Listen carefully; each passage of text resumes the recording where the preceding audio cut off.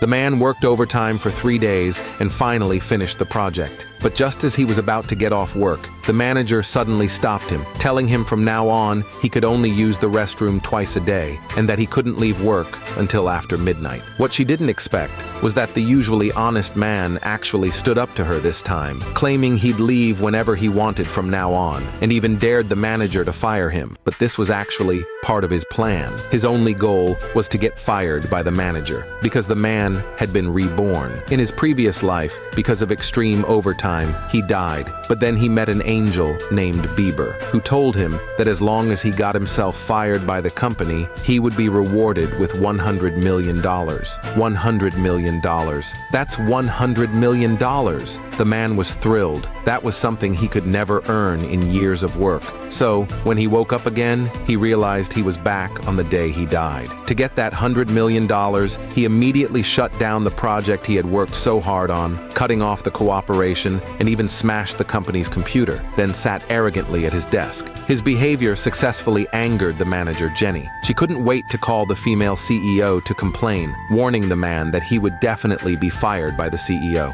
But the man wasn't nervous at all. He was just waiting for the CEO to fire him in anger so he could collect his $100 million. Little did he know, his plan was destined to fail, because on the other side, the CEO was worrying about the company's project losses. Just when she had no solution, she unexpectedly got Jenny's call and learned that the man had canceled the project deal. She immediately became excited, and after looking at his resume, she thought he was not only bold, but also had foresight. So she set her eyes on him, but the man knew nothing about this. He was still clashing with Jenny, venting all his years of anger at her. Jenny got even angrier and signed the resignation paper directly, ordering him to leave the company at once. Just then, the CEO arrived. The man thought she came to fire him. He was very excited, thinking his $100 million were finally his. But unexpectedly, the CEO not only didn't fire him, but even promoted him to manager. Not only that, Jenny, because of workplace bullying, was demoted to be his assistant. The co-workers were very happy, since they had had enough of Jenny, the she-devil. But the man was devastated.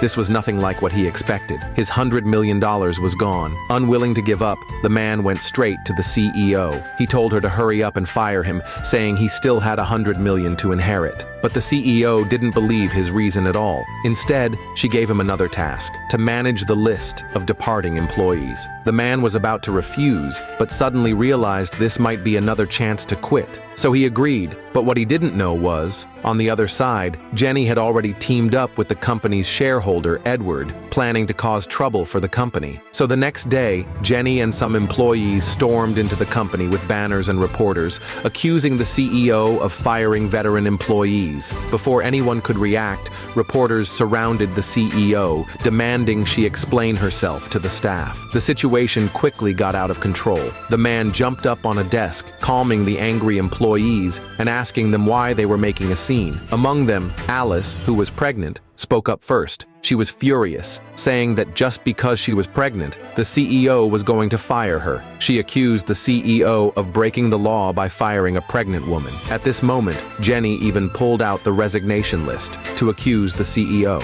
The man felt something was off. His plan hadn't even started yet. But when he saw the resignation list in Jenny's hand, he finally realized that someone else had made the same plan as him, and that fake resignation list was made by Edward. He wanted the CEO to be ruined so he could take over the company. When the man saw the list, he immediately thought this was his chance to get fired. As the CEO saw the chaos calming down, she finally breathed a sigh of relief, hoping the man would save the company. But she was destined to be disappointed, because after praising the company for a bit, the man directly told the employees that the list wasn't a resignation list, but a reward list. He told everyone that the CEO was giving all the veteran employees a 20% raise, and Alice, who was pregnant, would even get double the bonus. He told them to go to the finance department to claim their rewards. The employees were thrilled, but unlike the employees, the CEO was deeply troubled, because what the man did would cause the company to go bankrupt. So after the reporters and employees left, the CEO confronted the man directly,